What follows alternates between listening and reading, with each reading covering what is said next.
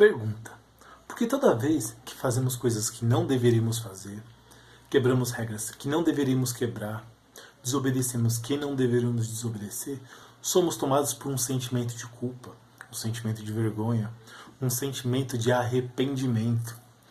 Por que a culpa nos pune tanto? Essas e outras respostas aqui dentro do nosso Covil Sociológico.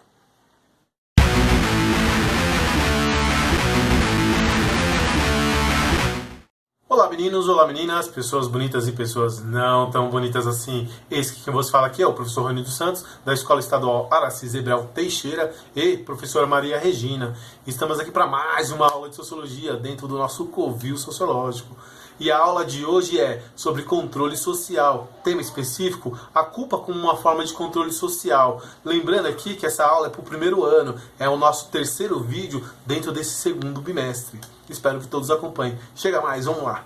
Para falarmos de culpa e de todo sentimento que é gerado em sua consequência, temos que falar antes sobre controle social. O que teria a ver o controle social com a culpa?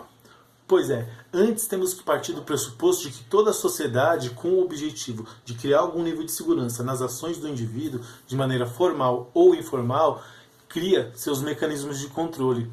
E esses mecanismos de controle servem para cooperação, manutenção e preservação da ordem social, ou pelo menos estabelecida. Esses mesmos mecanismos de controle social que buscam parâmetros de segurança nas ações individuais e coletivas podem ser entendidos sob duas perspectivas. Primeiro, a que busca garantir uma harmonia funcional e social por meio da coesão social, ou seja, fazer com que essas estruturas materiais e simbólicas adequem os indivíduos ao sistema social, prevendo punições quando esse indivíduo rompesse com a norma. Uma segunda perspectiva seria marcada pela busca da contradição que estabelece os conflitos sociais, econômicos e políticos. Ao invés de gerar um todo social harmônico, os mecanismos ou recursos que compõem o controle social está diretamente relacionado ao domínio de um grupo social específico ou ao antagonismo de classes. Desse modo, não haveria um desequilíbrio ou uma patologia que rompesse com a harmonia social prevista na primeira perspectiva. O que há aqui é um campo social de disputas onde o comportamento padrão oriundo de uma visão de mundo particular de um grupo social específico estabelece, a partir de um conjunto de ideias, normas e regras que delimitam as ações de um indivíduo ou grupos conforme seus interesses. A isso damos o nome de ideologia, ou seja, o processo de socialização que tem como objetivo a internalização de normas e valores, fazendo com que os indivíduos obedeçam, gerando assim legitimidade nas suas relações de poder e dominação. Portanto, mecanismos de controle e ações sociais estão intimamente ligados, não dissociamos uma coisa da outra.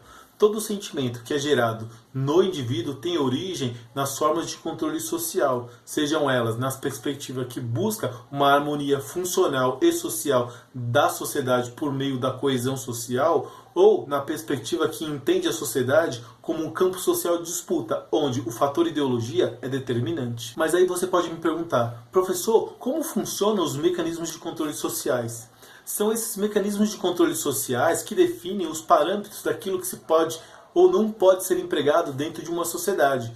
Quando a ação do indivíduo ou do grupo social fogem dos parâmetros de segurança desses mecanismos sociais, entramos dentro daquilo que chamamos de coerção social. E essa coerção social pode ser tanto objetiva como subjetiva. Ela pode ir desde a punição física à punição da consciência. A punição física pode vir por meio de castigos. Aí ficaria a pergunta, por que muitas vezes aceitamos o castigo?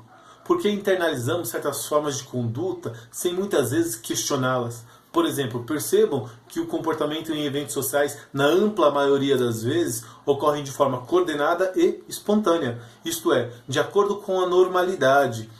Se algum indivíduo ousar romper com a normalidade, os mecanismos de controle serão acionados. Portanto, esse indivíduo será punido pelo seu comportamento anormal. E ao se perguntar por que está sendo punido, a sua consciência poderá chegar à compreensão de que seu ato transgressou as regras e as normas. Disso decorre a culpa. Ou seja, o seu comportamento está em desacordo com aquilo que foi previamente estabelecido. dentro daquilo que chamamos de harmonia social e funcional, ou pela ideologia do grupo dominante. Esses mecanismos de controle podem ser legais quando organizados pelo Estado em uma forma de lei, por exemplo. Ela pode ser social quando tratada apenas como uma norma coletiva, por exemplo, uma partida de futebol entre amigos. Ela tem suas regras, não dá para desacreditar disso. Todas elas derivam de uma força social, sejam elas para a composição do campo harmônico social e funcional ou dentro de um campo social de disputas. E aí, como já dissemos, esses mecanismos agem por meio das coerções sociais. Essas coerções basicamente aparecem quando um indivíduo ou um grupo social está em desacordo com o campo harmônico social ou contrário às ideias dominantes de uma sociedade. Ao reconhecer sua ruptura, esse indivíduo se sentirá culpado pelas transgressões cometidas. Portanto, a culpa é uma derivação das nossas relações sociais. Uma excelente dica cultural aqui é o livro O Processo, do tcheco Franz Kafka. O romance conta a história do banqueiro Joseph K., o qual sofre o processo sem saber dos seus motivos. Logo, a culpa vem ganhando ares de um elemento central na narrativa, à medida em que o sujeito é processado sem saber o porquê. Ele sabe apenas que pode ter cometido algo, gerando assim uma angústia que somente a culpa pode causar. Então, galera, essa foi a aula de hoje. A gente espera que vocês tenham gostado. Se puder, deixa um like, se inscreve, comentário, faz essa com nós aí, dá uma devolutiva. E aí a gente fica por aqui. Ó, beijo do prof, se cuidem e até a próxima.